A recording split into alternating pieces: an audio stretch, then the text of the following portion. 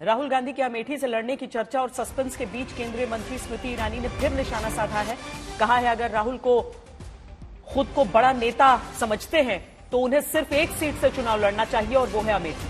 स्मृति ईरानी ने चुनौती दी है कि राहुल में हिम्मत है तो बिना अखिलेश यादव और मायावती की मदद के अमेठी से चुनाव लड़कर दिखा दें।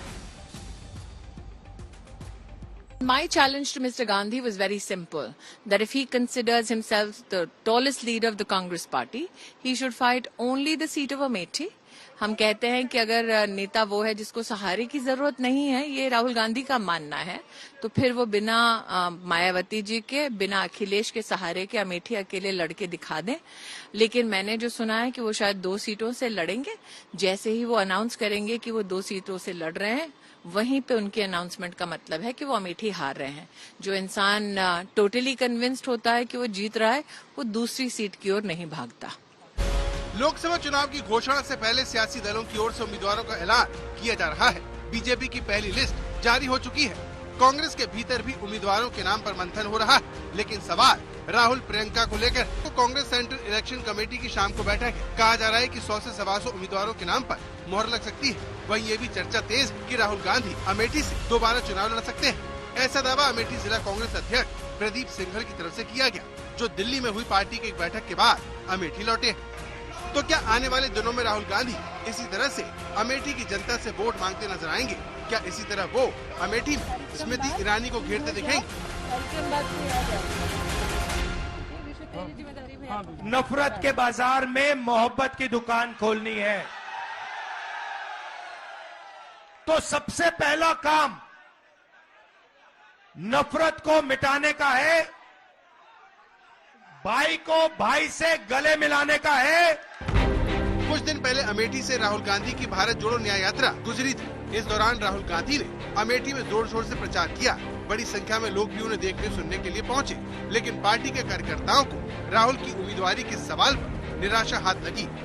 अमेठी आया हूँ, इतने प्यार से आपने मेरा स्वागत किया। पुराना रिश्ता है हमारा, प्यार का रिश्ता है, मोहब्बत का रिश्ता है। इसके लिए आप सबको दिल से धन्यवाद, नमस्कार, जय हिंद।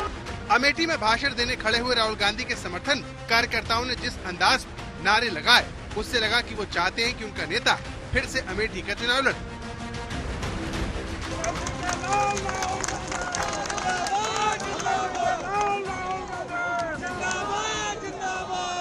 ऐसी आवाजें लगातार अमेठी से उठ रही हैं। पूर्व एमएलसी और अमेठी से कांग्रेस नेता दीपक सिंह राहुल के इंतजार की बात करते हैं। स्मृति ईरानी जी सिर्फ और सिर्फ पॉलिटिकल ड्रामा, हंगामा खड़ा करती हैं, सनसनी फैलाती हैं। एक काम उनके बताने के लिए नहीं है।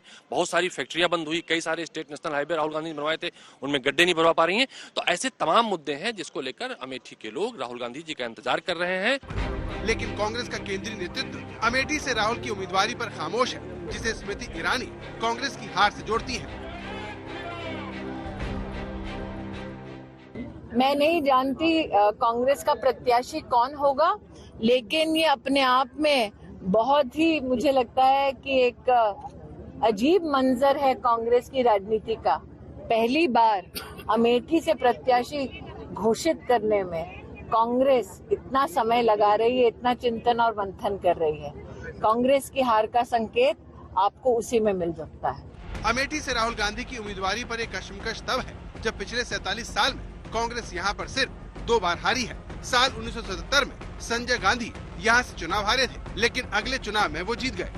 फिर साल 1981 से 1991 तक राजीव गांधी यहाँ से सांसद रहे। साल 1991 से 1998 तक गांधी परिवार के करीबी सतीश शर्मा यहाँ से जीते। साल 1998 में बीजेपी के लिए सीट जीती, लेकिन इसके बाद अगले 20 सालों तक ये सीट सोनिया और राहुल गांधी के पास रही।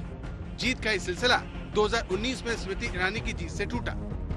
अमेठी में 30 वर्ष पहले वादा किया था गांधी खानदान ने मेडिकल कॉलेज बनाने का, लेकिन उस वादे की पूर्ति गांधी खानदान नहीं कर पाई।